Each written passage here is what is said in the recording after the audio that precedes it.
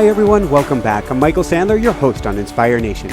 If you've ever wondered how to tap into your inner wisdom and get guidance or direction to answers to life's most pressing questions, then do we have the show for you.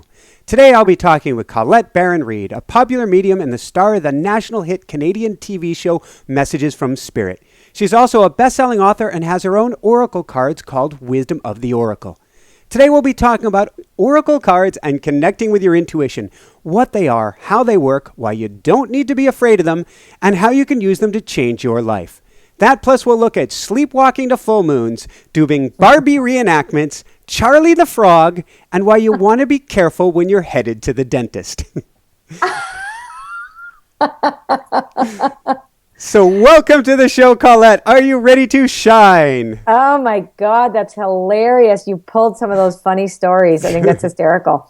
So I should mention though, I am an intuitive counselor. Mediumship is something that I do on my television show. Okay. But, it's only one component of all the different things that I do.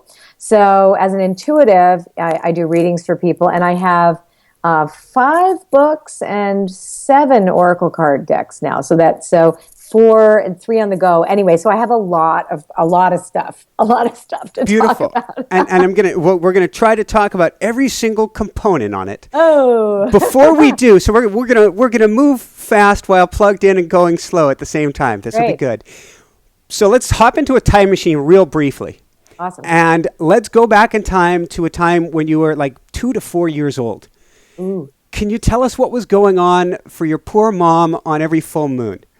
Oh my goodness. Okay, so I would sleepwalk on full moons, and my mom had put up baby gates everywhere. We lived in a very small house in Canada, in Toronto. So I've lived in the States for 10 years, but when I lived in Toronto, that's what happened. And I literally would sleepwalk, and they were afraid I was going to fall down the stairs. But it was only on a full moon, and it was only for 2 years. But the interesting thing I'd like to add to that too, is that from 3 to 5, because I know it was just before, my mom had told me that went the two years, what this was particularly, I had these recurring nightmares as well. So I would sleepwalk on the full moon, and I would have these consistent nightmares that were always the same. That was the only one that my mom pushed me away. Like usually if, I want to crawl into mommy's bed, mommy, I've had a bad dream. No problem. But then when I would tell her about the contents of these dreams, she was viscerally different around me. Now, were these the dreams of kind of Holocaust memories? Yes. My mom, we didn't know this until 20 years later, but my mom was a Holocaust survivor. She raised us as Anglicans, so as very Christian, and we had no clue about any Jewish history whatsoever. My father was Serbian Orthodox, which is very Orthodox Catholic almost. Not Catholic, but Orthodox Christian. So it would make no sense to, and certainly my mother never told us anything about this. They never told us about the war, nothing, right? So, but consistently from those 2 years, I would dream about very specific things like clouds of ashy snow, stench, like a really stinky smell, of which I actually the first time I smelled an abattoir, which was, a slaughterhouse. I smelled, that's what I had smelled in the dream, but I didn't identify it. I just knew it was a sickening smell. And then I kept seeing the same skeletal looking man, very, very thin man, sitting at a table with a pile of gold or silver. All I remember that was metal. I know now it was gold, but I can't say for sure it was in my dream, but I remember there was metal and there was a pile of teeth. Now I know because I'd lost teeth, because I had lost some baby teeth at that point, so I know what a tooth looked like. And the man would be crying. And then I'd see the same man or lots of men just like him, like lots of them, being pushed into an easy bake oven. Because I had an easy bake oven, right? So at the time I had, and I had what are those critters that you could eat, edible critters or whatever. So my sister had that because she was older. So when I think of it now, of course, I found out 20 years later, after my father had lost all the family's money, in a real estate deal because my father had become quite a well-known land developer, and they became quite socially active, country clubs, and very active in the environment. And my father was a fascinating man, actually, I digress. But he had done a deal and we literally lost everything. And my mom had been drinking. And so was wearing a cross that she bought me in Berlin, beautiful Russian cross. Like it was filigree and it had a big topaz in it. And I loved that cross. And out of the blue, she was drunk. She said, "Take that off." And I'm like, "Why?" Like, "What are you talking about?" Like, and she was like, "Take it off." And I went, "Why would I take it off?" She goes, "Because you're a Jew." And I was okay, like, new information. Thank you for sharing, right? And I'm like, "What?" And then she goes, then she told me the whole story. Like, she was very bitter, and because she had pretended all these years. Now, I may be blood, I have Jewish blood, but I had no context whatsoever about that. And I'm really not interested in religion. I am very spiritual and I believe in God and I believe that, but I find the whole sequestering of faiths, etc., interesting, but I don't feel it applies to me at this moment in time, right? So, because I think we can take something beautiful out of all of them. But at that moment, I was completely confused. And it was very sad because I was raised by somebody who it wasn't safe to be who you were, to be at all. So she raised us with this idea that fear certainly was part of the fabric of our reality growing up. And if anything would make you different or make you somehow threatened by society, that would be, pushed down. And of course, since I had already had an experience where I had a Scottish nanny named Mrs. Kelly. Yeah. And this is the one who she said, beware of the drink, but she also used brought in spirits to tell her to bet on horses. Yeah, that's the one. And she would sit with these pink and purple haired ladies. And I don't think she ever won on the horses, but yeah, she read playing cards. Mm-hmm. So she was a Scottish psychic who bet on horses and was in her 80s when she was my nanny, or like late 70s. And she had a frog in her throat. She would croak all the time. But I loved her. And one day I heard her, because I was, every once in a while I would see something and tell her, but to me, seeing something was real to me. So it wasn't like I was seeing anything bad or different. It was just, there's the neighbor that died, or, there's a fairy in the garden. And, again, but I had abilities to see things. And so but that's not what the story is about. All my family wore glasses. Mm-hmm. And my sister wore glasses when she was little. My dad, my mom, everybody wore glasses. I was the only one that didn't wear glasses. So I remember because we had one of those swinging doors between the dining room and the kitchen. Yeah. And so I heard Mrs. Kelly telling my mother in her Scottish brogue, "Oh, your daughter, she has the sight. She has the sight. Like, that's not oatmeal." But I thought it meant that I didn't have to wear glasses. Like and my mother was all freaked out. And I was like, why is my mom freaking out that I don't have to wear glasses? Like, that's fantastic, right? So I didn't understand that time already, my abilities were being seen and being noticed, but my mother was being very nervous about this. Like, no, she's not. This is not going to happen.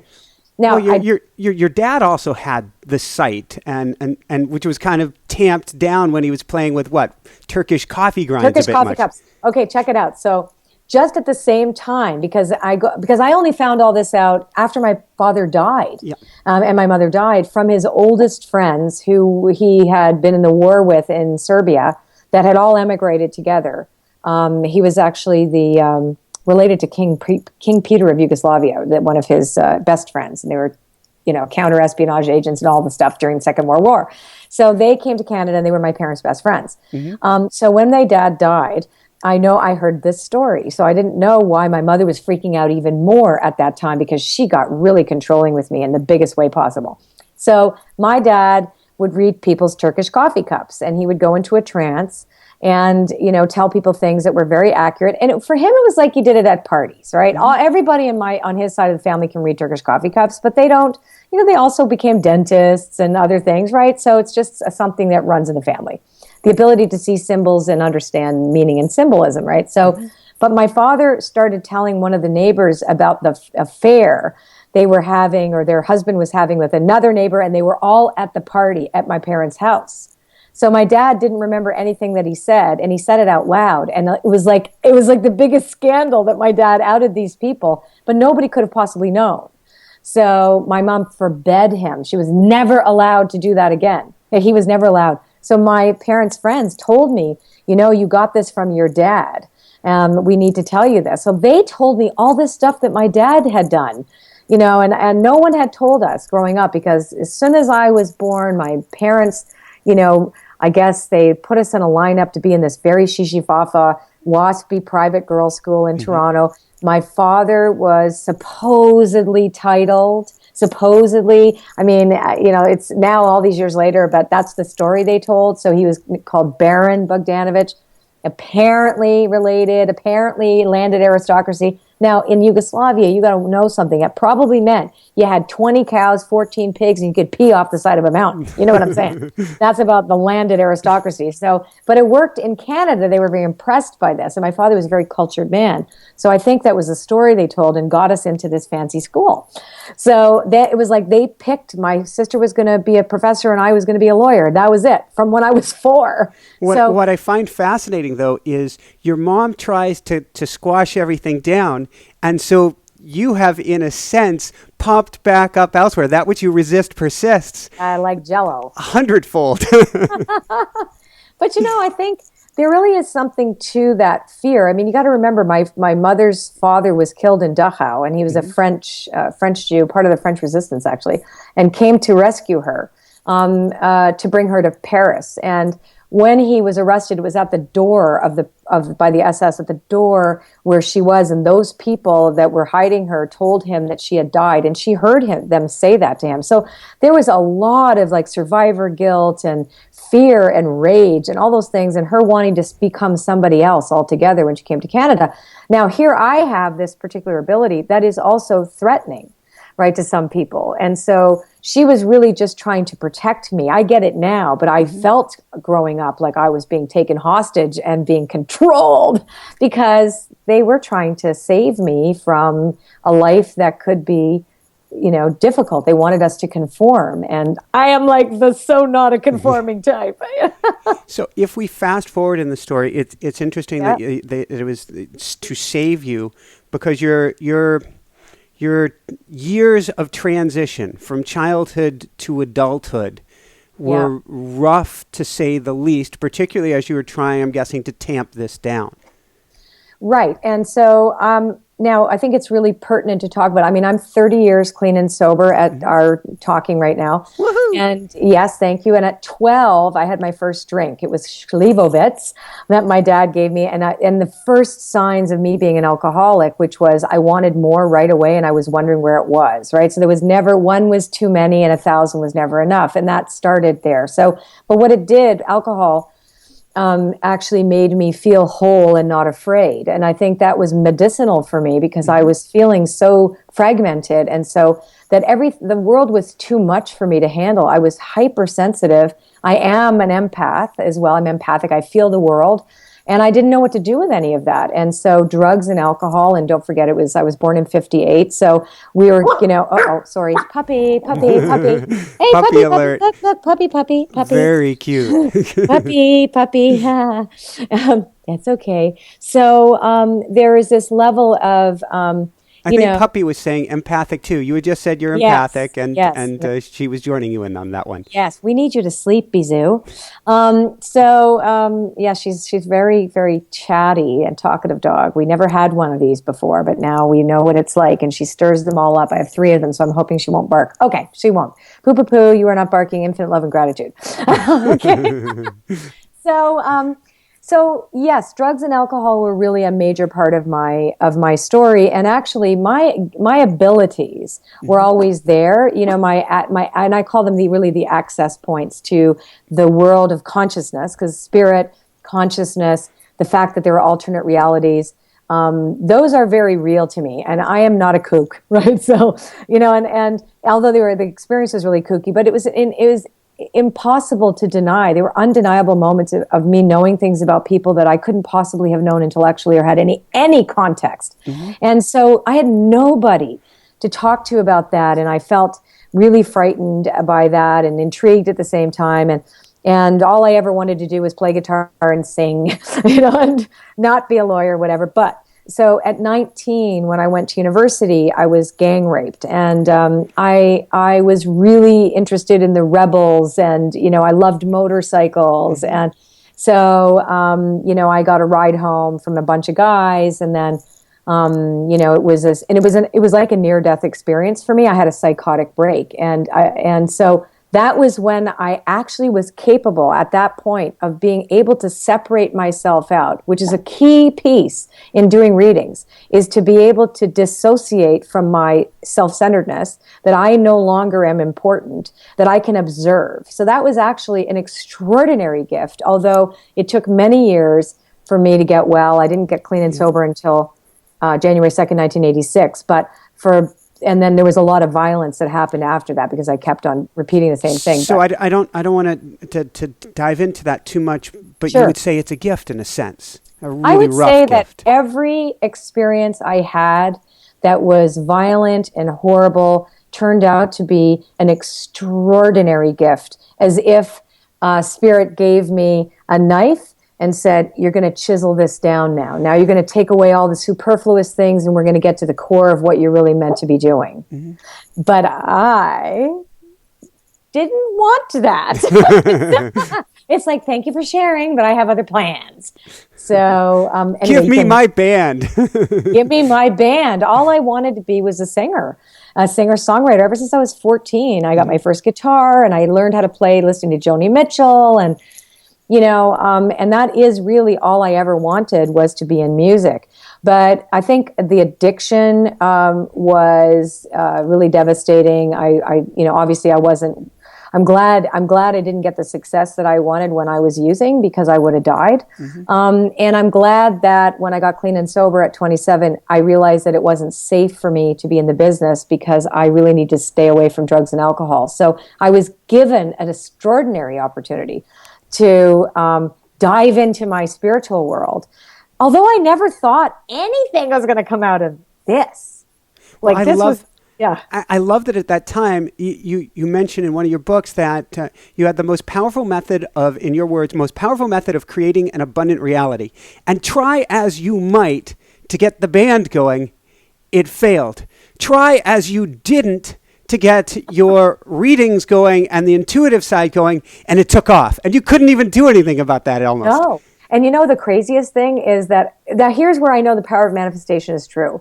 I would put all these dream boards together and whatever, and be really fixated on the ambition for my career as a singer-songwriter, nothing to do with intuitive. Yeah. And the intuitive thing is like, thy will be done through me. If I'm the real thing, let them come. If I'm not, make them go away. That was it. And also I was making bargains. Like, I'm only going to do this until you get me a record deal. So I will do this for you if you do that for me. That's how it was, right? But the other thing was that I always prayed for the highest good. Use me for the highest good. Amen. P.S. I want to be a rock star. That's totally right. I never said rock star because it was never my thing. It was more, I needed to express myself. It was really much more self-centered than rock star. Fame was never my thing. It was more healing. I was seeking approval from people, like for healing. And I didn't understand that at the time. But anyway, so yeah, I remember, like, I used to tell people the first 6 years, I don't really do this. I'm really a singer. Don't come back next year because I'm going to be with my band. And the doors were slammed in my face until they weren't. And that was very interesting. I gave up music. And again, the business ate me alive. It wasn't good for me. So, and I realized at that point that because I did a lot of spiritual work too. I took a lot of courses. I started studying in Jungian psychology. I was fascinated with how people made their decisions. I studied Tibetan Buddhism. I was totally obsessed with science of mind and a Unity Church and the Course in Miracles and, of course, 12 Steps. So my world was permeated with spiritual growth and systems and protocols and ideas about how to strip away and sublimate the ego so that the soul could shine. So it wasn't a stretch for me to recognize finally that I really have this amazing career, and I'm really touching people's lives. Wait a second, look at the people's lives who are being touched by this. I don't have a right to turn this away. And then when I completely surrendered that this was my life, I'm an intuitive, and I always had a problem with the word psychic. I had a big chip on my shoulder. I didn't want to be Madame Zora. And rightly so, because there is like a faction of, like, there was this huge expose in Canada, I think over the weekend, about, people who do readings for fraud, et cetera. And so I really wanted to separate myself because I knew I was real, and everybody gets lumped in the same thing. And so I wanted to be an intuitive, not a psychic. But psychic means pertaining to the soul. I don't give a shit. Oh, whoops. We've got a bleep key. Anyway, so the cool thing was, as soon as I completely gave up, I met this guy who was my client, who was the business director, business affairs for EMI Music. And I really wanted to now take my background in music and create a spiritual product with it. So I realized I could marry the two. I didn't have to go do what I was doing. So I recorded Journey Through the Chakras with Mars Lazar, who was a platinum-selling New Age artist at the time. And it was the first time anybody had ever done like such a big production around a spoken word meditation. I was one of the first. It was a #1 seller in Canada. And then, EMI Music picked it up. But then, this is what was so crazy. They didn't know I could sing. So I had one song on the album. So when it came time to do album number 2, I went to Eric Ross, who did the music for this movie I was in called Hand of Fate. And he was Tori Amos's producer and co-writer, Little Earthquakes. She was quite famous at one point, and probably and is still. So I called him up and I said, "Are you interested in doing a kind of a new age CD with me, chanting, music, meditation, whatever." So I got there to LA, and he said, "Let's write some songs." He knew I could sing, and he knew I was a songwriter. So we wrote the best music of my career, and I went back to it was EMI Music Canada. It's now Universal Music. And I said, "Look, I'm going to give you your money back for these demos. Like, I want to shop this. This is the best music I've ever done. I can't believe I can sing like this. And I want to come back." And the president of EMI said, "I'm going to send this around. I'm not going to tell them who it is. You're 40 years old. We don't work with artists this old, right? Like they never spoke to a female artist over the age of 28, right? That was like, that's an unspoken sexism and ageism in the business." He goes, "We're going to see what people say about it. And if they like it, I'm going to put you on a plane. And if they don't, we're going to go back to the original idea. And you'll have, we're just going to tack this on and we're going to go back and start again." He wasn't going to dump me. So sure enough, a week later, he said, "We're getting you on a plane and you're going to record this album." So Magdalene's Garden was the album that I recorded. So not only was I already a successful intuitive, but then the music came back. But here's what was so interesting. Yeah. I got a book deal with Hay House at the same time. And it was funny because I had really achieved at that point what I really, really wanted, which was self-healing. I really had already recognized that I was a healed person, that I didn't need the world's approval anymore. And that music for me, the business of music, was going to eat me alive. It wasn't good for me. They talked about my age. I mean, the whole thing, it was like, I have an eating disorder, so the whole focus on how you looked, it just was so unhealthy for me. And one night when I was at Canada's version of the Grammys, I was sitting there and, there was people doing drugs in the bathroom and I'm like sitting there at the head of the table, the teacher's pet.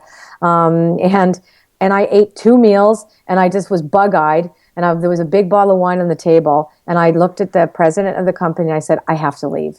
Wow. I can't be here." And I went home all by myself. It was a snowstorm, me in this big limo with the stupid pink disco lights in it, sitting there going, "I'm making the right choice." Yes. And I would have failed anyway but sometimes you have to, like, if I had pursued it, it would have been an ego thing. I wasn't, the music business is a very tough business. And Spirit had said, now it's time to choose. And so I chose. And it was hard because I wasn't successful anyway, to be honest with you. The success that I had was really just that I accomplished it. And I'm really proud of it. That was the success. I wrote great music. I'm proud of Go ahead. Well, it just feels healing to the soul in that you got approval of spirit for this. Yes, I did. You got top level approval. You're really good at this. We've got something else for you, but we want to let you know. Yeah. I love that you put it that way because it's so true. And I think if any of your, listeners or watchers are, this is something that is important. I tell my story as a universal healing story for other people because, miracles are not just for some. We always get them. And when we are authentic, and when we are really following our authenticity and that light within where we are inspired to take an action, there is going to be that miraculous feedback from the universe. It is. But then it's also about our discernment and what is the next right action. So I got everything that I wanted, which was that spirit said, you're really good. But then my calling really was to heal others. I'm coming back to music now, interestingly enough. I'm full circle again.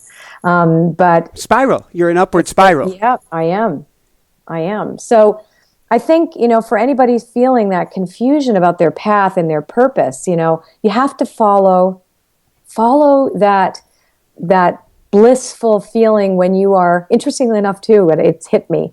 Every time I have followed that, my ego self dissolves. Mm-hmm. So the idea that I'm no longer me needing to get somewhere, I'm just in it. Like my Oracle cards, for example. When I create those things, and Hay House has been so generous to allow me to create 2 decks a year now because it's my passion. I'm passionate now about creating communication systems between people and consciousness with a capital C or spirit because they can be reflected in this system of communication. So I'm in the same situation where I completely lose myself in it.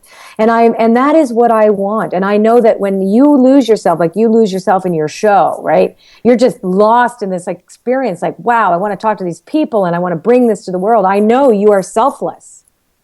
You're just curious. I'm having fun. It's to me, it's candy. And so I do lose myself in the most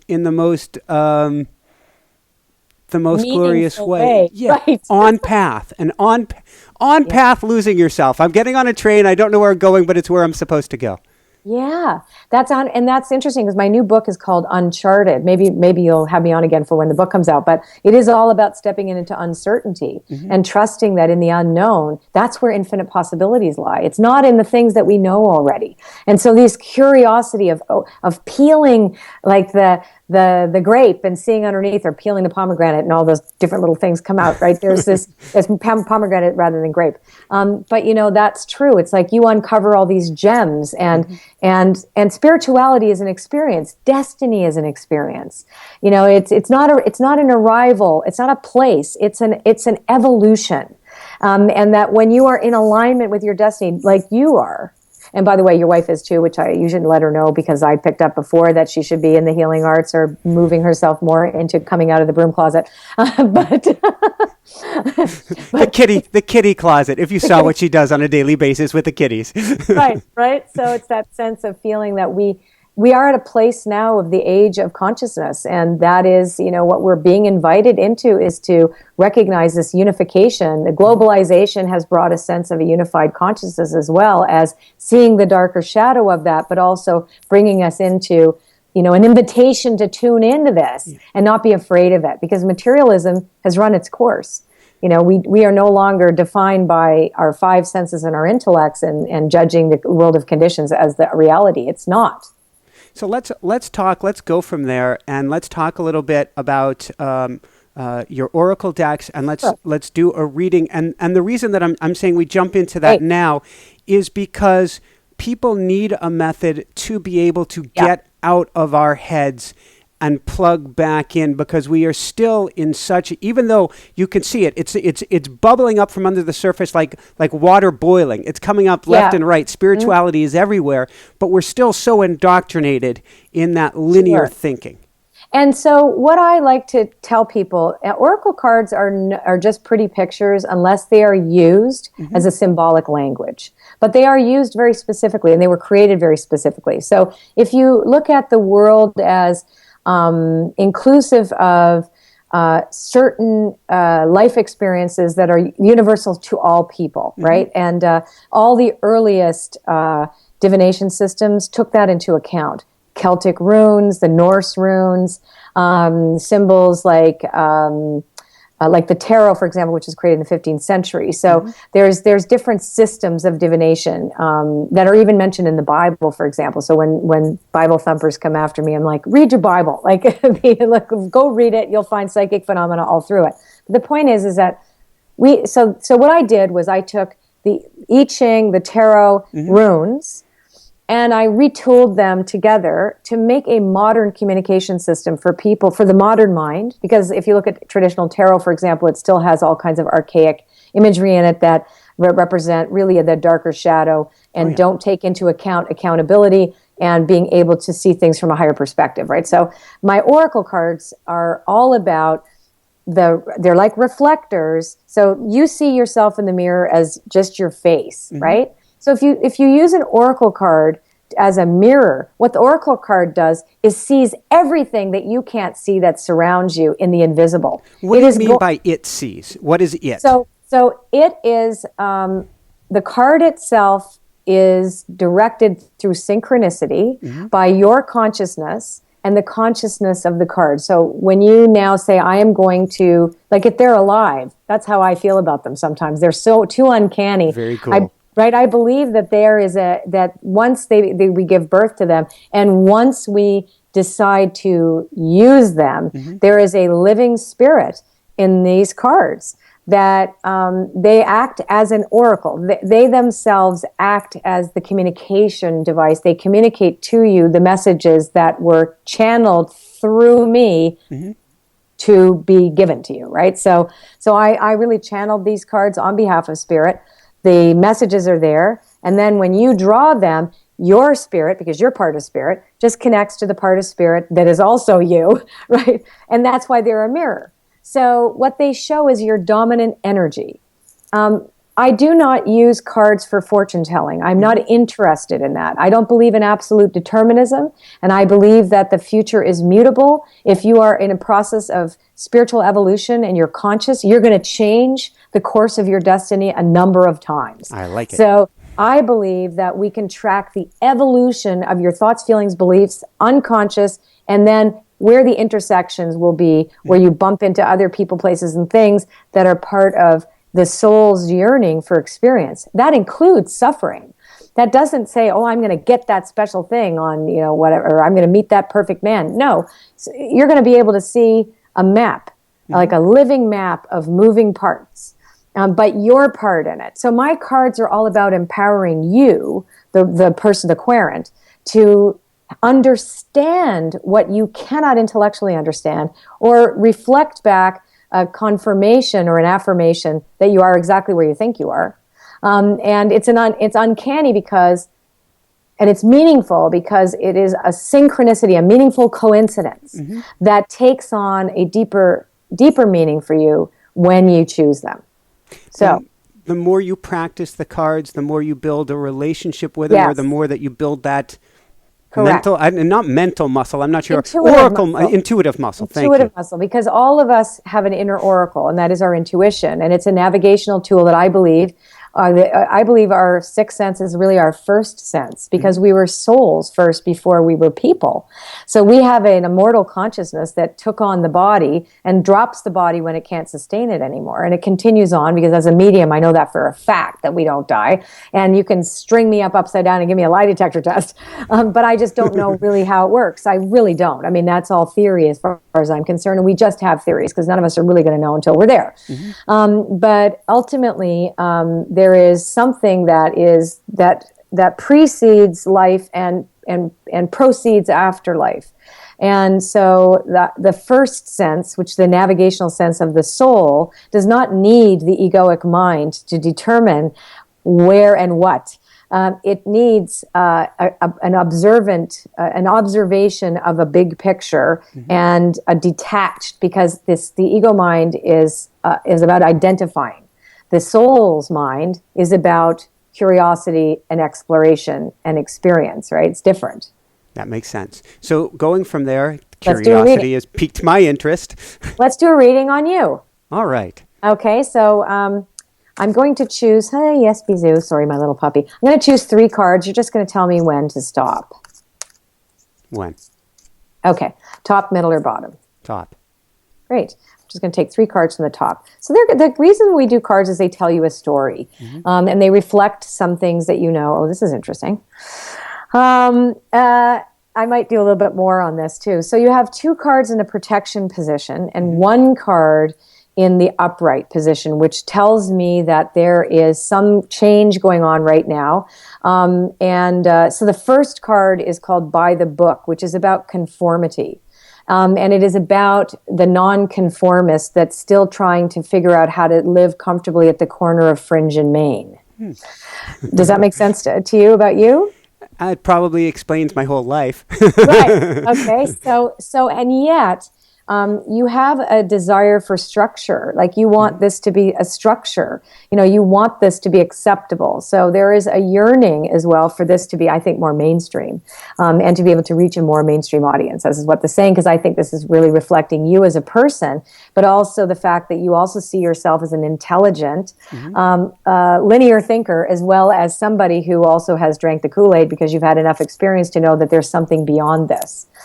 So it's an interesting thing that the tribe is in the protection position and poised is in protection position, because the tribe represents you having, having to trust that the right people are going to find you as you build, because you're going to expand your brand, is what it's saying, into also a book or into a course or something where you're going to be creating some type of a platform to reach a bigger audience. Is this correct? Yes. Okay, great. So you're in process of this now. So part of you is, because you are also linear, you like to think of this is my audience, but you really don't know what that audience is just yet. And so as you grow, you're going to be surprised at people who leave and people who come.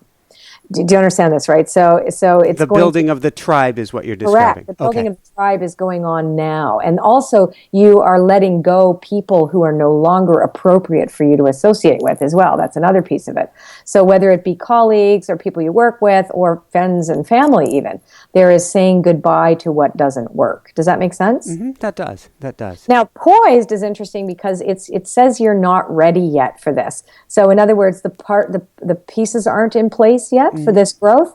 And it will probably be over the course of the next year. So in other words, it's not today, right? So that you're still trying to figure it out, if you will, and bring it together. I think you're going to do probably something like a summit, because this reminds me that you're gathering people together, or so you're gathering either or that, or you kind of are doing a summit right now, having us on these things. And then compiling things or bringing like a library, a go-to place of these inspired, right? Of inspiration, I would say. I'd like to do a couple more cards with your permission. Okay, go for it. Did this make sense? That does make some sense. Some sense or a lot of sense? It makes a lot of sense. We did a summit years ago, and we swore we'd never do a summit again in our lives. So, but it may not be, like I said, it may not be summit, right? So it might be. Sorry. No, little puppy dog. No barking. Maybe. So I think when I say summit, then I would be inaccurate about that. So I would say I was trying to figure out how you gather people. So it's some form of gathering that would be your own version of that, but it would not be something that you would have done already. So I'm going to say it's a different version. That makes sense. That makes perfect sense. And we are bringing in hundreds of people. So far, hundreds, and maybe many, many more as far as teachers around the globe to help our tribe, to help the world tribe.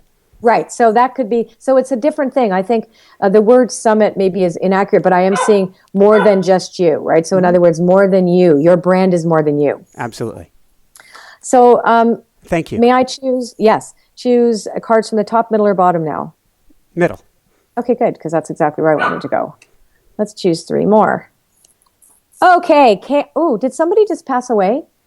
Not that I'm aware of. Did you move to the East Coast because of a death?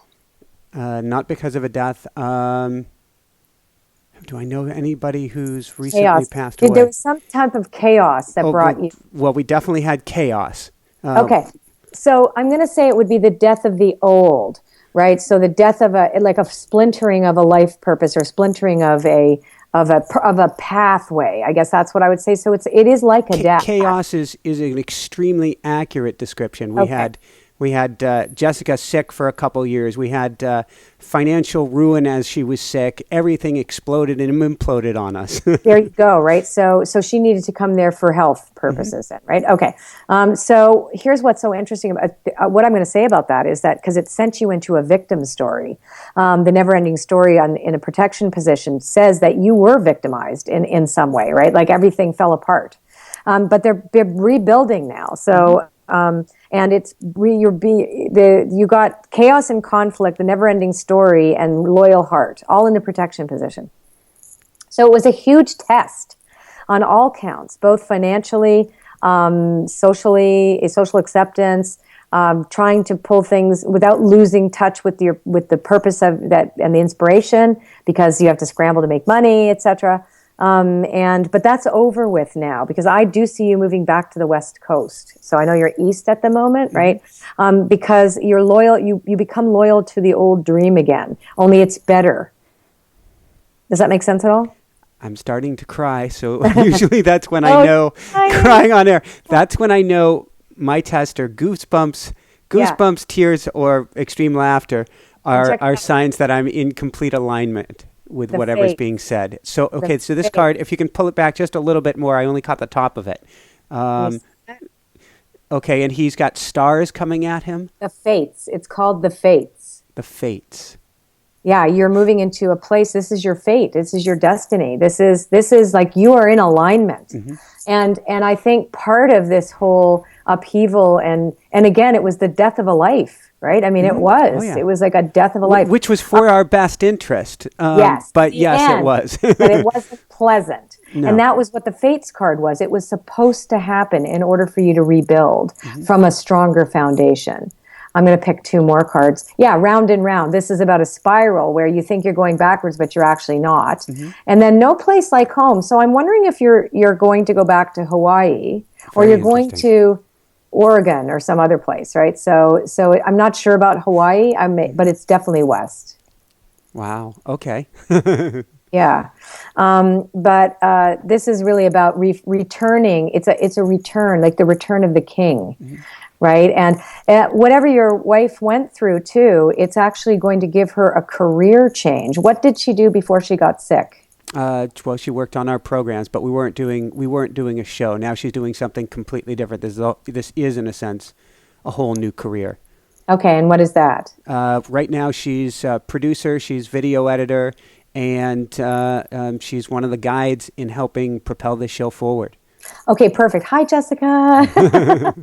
All right. Well, I'm going to say that there's going to be a lot of interest in holistic healing for Jessica as well. And at some point, well, actually, as she works with you, that is also a very viable career, because she is actually working as healer, because by bringing this content forward. But she also has become a healer, interestingly enough, and I think she does have the gift. I'll say that at some point she's going to want to do that or something about that. She doesn't have to do it for a living, but she has to keep an interest up in it because it's going to feed her. Like even taking some courses or whatever, I think is going to be really, really key for her. But the main chaos is completed.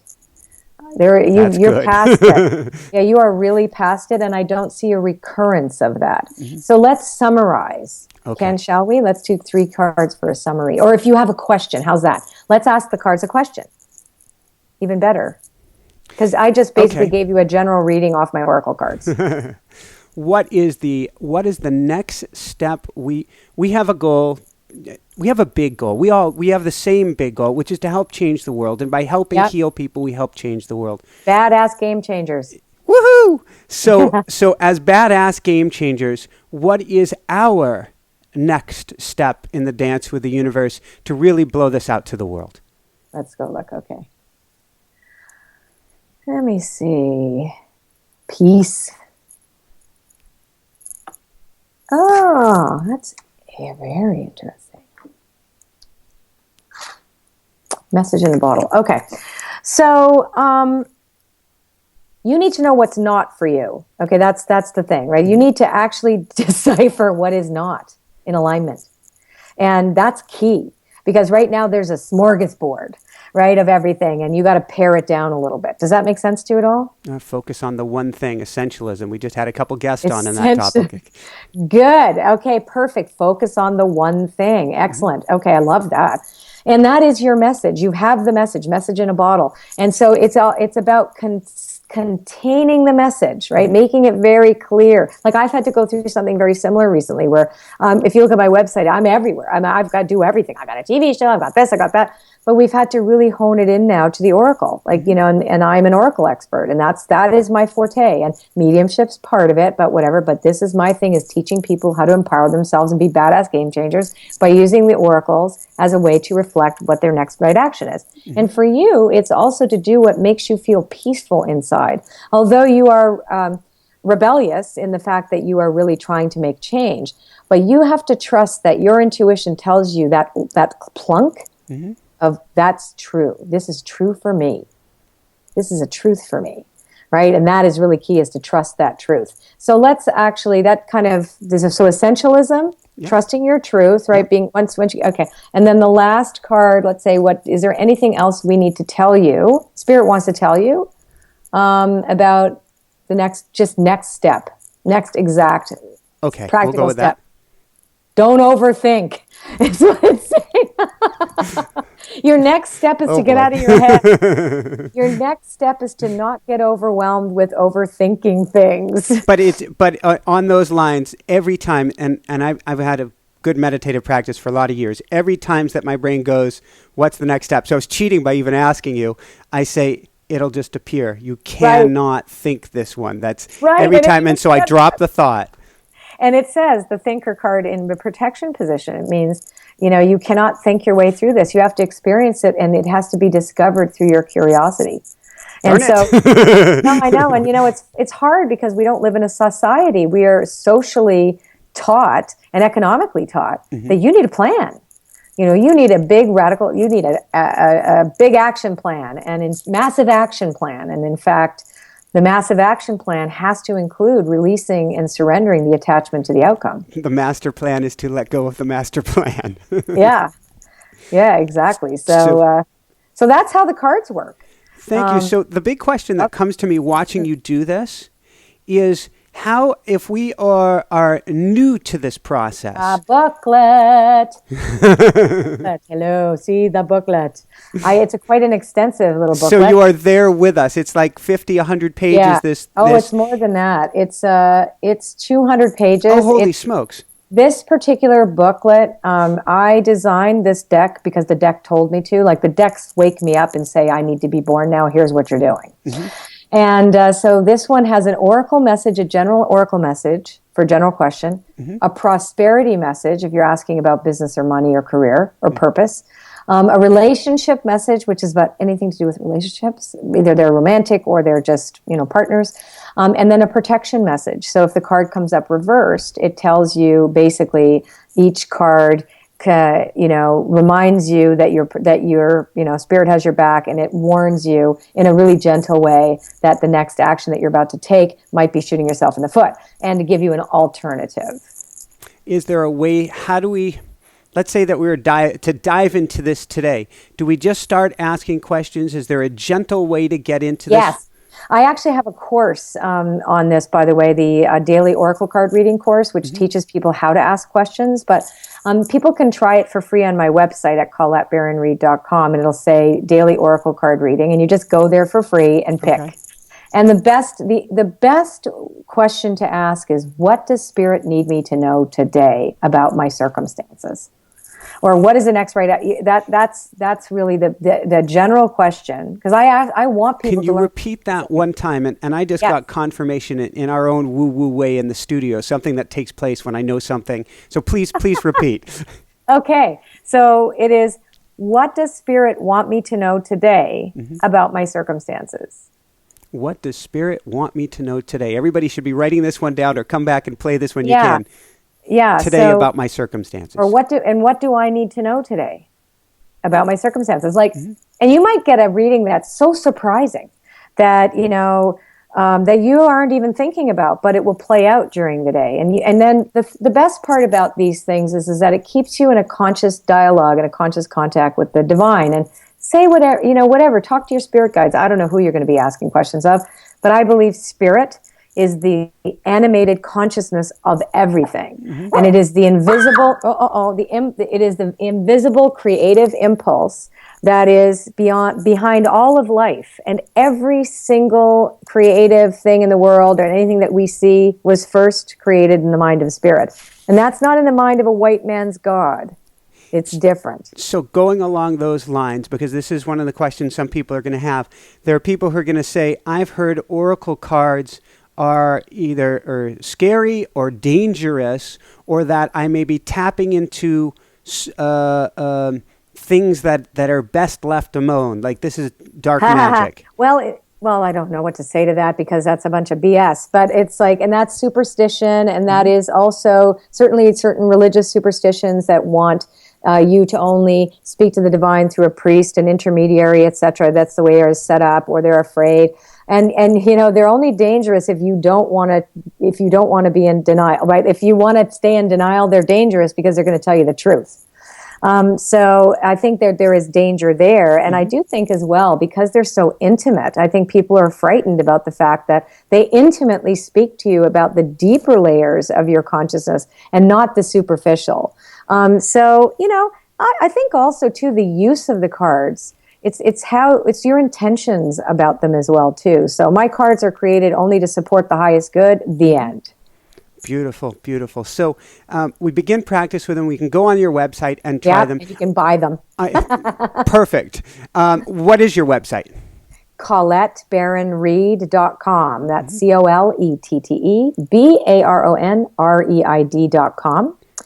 The cards are just buy them on Amazon. They're the cheapest to buy there, Amazon or Hay House. They're called Wisdom of the Oracle, this particular deck. Mm-hmm. But I have Wisdom of Avalon, Wisdom of the Hidden Realms, the Enchanted Map, Postcards from Spirit are coming, the Good Tarot is next. So I have a lot of cards. So you have a lot of sleepless nights where the cards just start. Yes, they do. Are there things we should or should not do with the cards? Yes, never ask for timing and never ask a yes or no question. The cards are there to help you understand yourself better and understand your part in co-creation. So, don't ever give your power away to a reading. When I say that, just like, the card said that, therefore it is. They're there to help you understand the dominant energy that you're working with. And that can change. So they're there to help you become conscious and aware of your part in co-creation. I know we talked about at the end doing a brief meditation. Love to do that in a minute. Beforehand, and then we'll wrap things up here quickly. Do people need to be in a right space or have meditated briefly before they pull cards? I tell people that they should absolutely mind the energy that whatever energy you bring to the cards is the energy the cards are going to work with. So if you're stressed out and you're like wanting to manipulate somebody, the cards are going to reflect that. So I always say get into a place of detachment, and that is the meditation I want to do with you. It's very brief. It's part of my envision process, and it is the meditation that I get people to do before they enter a relationship with the cards. And the process is called Where Am I? Mm-hmm. So the best way to approach the cards is to get into a place of observation, of neutral observation. So I'm going to ask you to do this with me. And ask everybody who is on the call to close your eyes and just pay attention to how you feel and write down 3 adjectives to how you feel.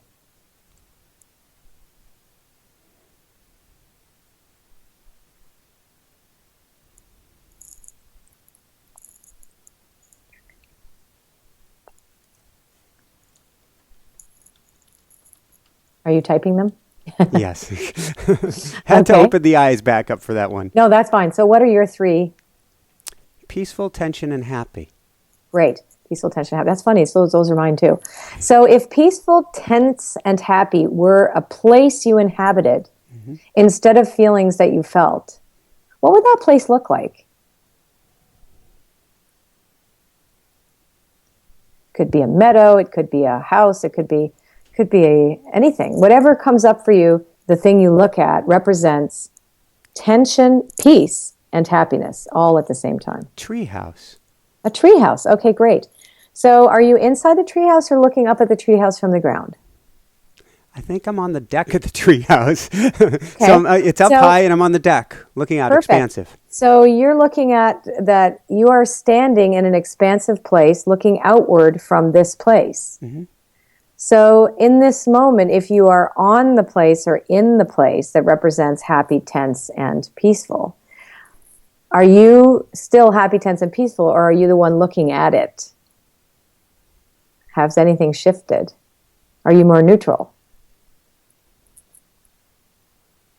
I think the tension might be like the branches holding up the treehouse. Right. So I'm probably the peaceful and the happy. Right, peaceful and happy. Okay, good. So let's call a bird to come and get you. Mm-hmm. This is called getting on your bird. So we want you to get on your bird. Okay. Whatever shows up, what showed up for you? Like a giant hawk. Perfect. So that's a message. A hawk is messengers from spirit. Okay, so get on the back of the hawk. Mm-hmm. Imagine yourself like Harry Potter. Yeehaw. Yeehaw, and then allow yourself to go high, high in the sky on the back of the hawk until all you see is blue. Okay. So how does it feel to be observing just blue? Very peaceful. Peaceful. And so are you the blue, or are you the one looking at the blue?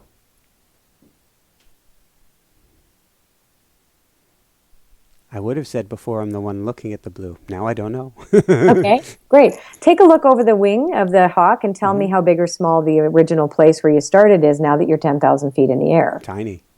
Right, so you can't really even see it, can you? So no state of mind is really that important. What's important is your ability to observe them. Mm-hmm. So getting into this space before you touch a card deck, you're more curious and observant, right? Makes sense. Right, I wonder what's here. That's how you have to approach a card deck. So to walk people through this, where you close your eyes, you get Close your eyes, you get centered, you ask yourself, how am I feeling? And three adjectives come up. And then you say, if my feelings were a place I inhabited instead of feelings I felt, what would those feelings look like? Beautiful. And then pay attention to, am I the one that is in the place, or am I looking at the place? So it's getting to the place where you observe. Mm-hmm. It's all about observation, and that's a neutral space. Come on now, we're almost done. All right, going from there, 2 quick wrap-up questions we've got for you. Which is, the first one is one that we love to ask all of our guests, which is, what personally brings you the greatest happiness, or what I call the woohoo factor? Creating a new Oracle deck. Honestly. And then actually the other one is being on stage and doing readings for people, like touring and doing readings for people. And my other woohoo is writing a really good song. Yay. Yeah, and I think the other one is getting a note from somebody who was really affected by something I said that really helped them.